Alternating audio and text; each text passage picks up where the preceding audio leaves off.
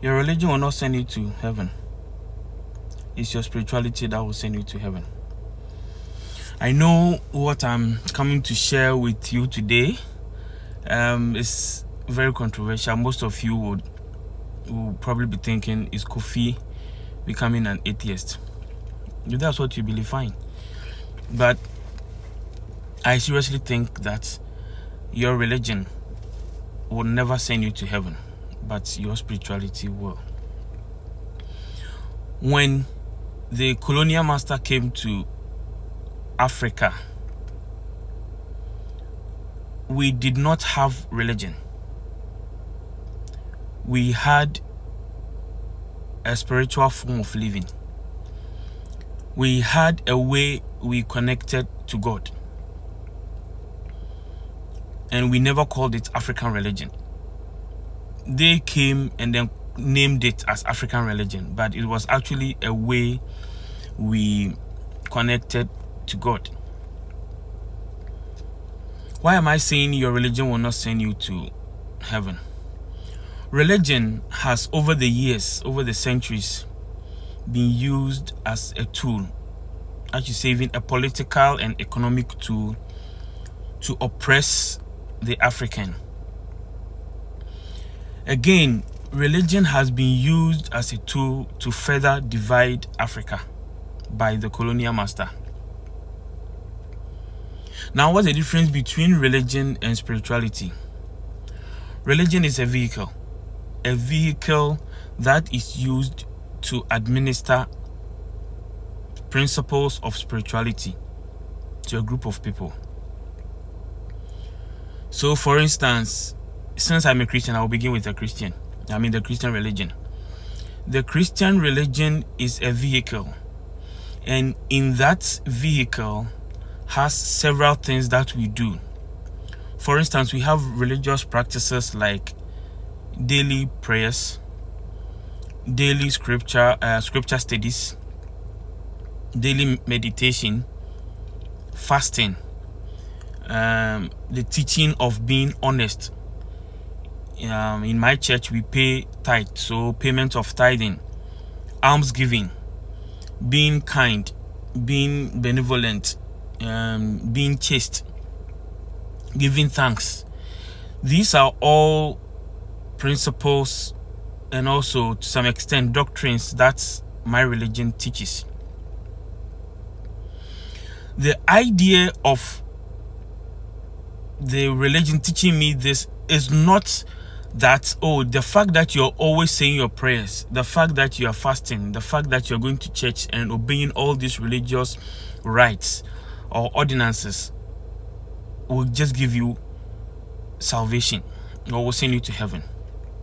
But rather, it is meant that the more when you pray and you pray sincerely,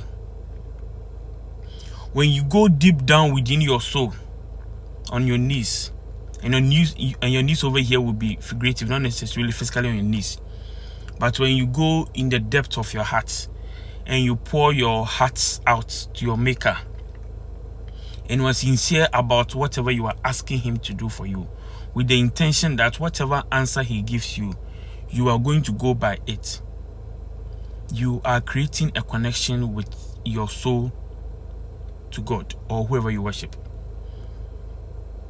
The more you do that, the stronger that connection becomes.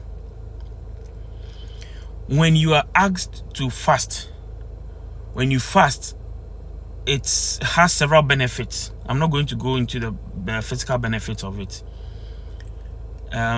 It helps you to, one, feel what the poor person goes through, to feel what someone who has not eaten for the day goes through.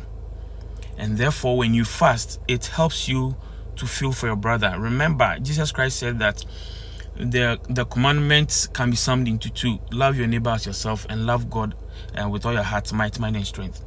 So by the act of fasting, it helps you to love your neighbor as yourself. It also helps you to know the sacrifices even God, our Father in heaven, makes on our behalf to help us get what we need. So you see, even the act of fasting also creates that link and bond between you and your maker. I can go on and on and on with other practices of religion. But for some reason, when the colonial master came to us, he made us believe that just the fact that I go to church every Sunday, just the fact that I study my scriptures, whether I'm really getting the message or not, the fact that I'm obeying all these robotic religious rites, heaven's gate is open for me. That is a lie. In the principles you are learning, you should know that being honest is a spiritual law. Saying the truth at all times is a spiritual law. Respecting time is a spiritual law. Being physically healthy is a spiritual law. Meditating and focusing on your inner self is also a spiritual law. Almsgiving is a spiritual law. And this law comes with these specific blessings, irrespective of your religion or whatever you believe in. If you believe in these things, the blessings will come to you.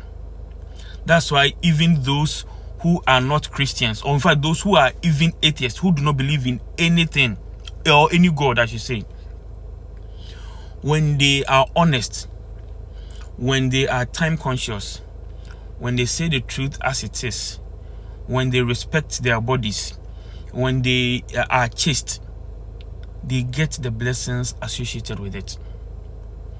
When they are given work to do, they are honest and they live to be trustworthy. So their bosses trust them and then they promote them and they get the blessings.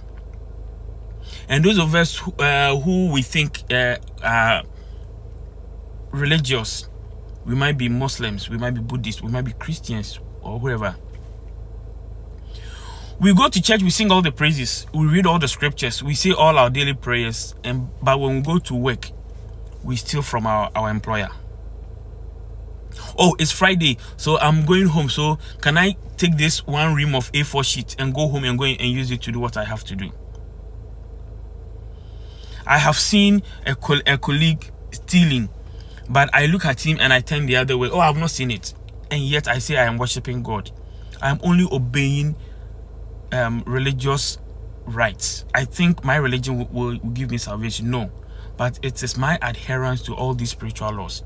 If I see it, I need to say it as it is. It's not because I hate him. No, I actually love him. It's out of the love I have for him, and I don't want him to do that. That's why I'm doing it. So our colonial masters have been using this as a tool. And when we take this religious right, we think that in itself will give us salvation. But rather, they go and then they establish societies that uphold these laws. They establish societies that never place with time.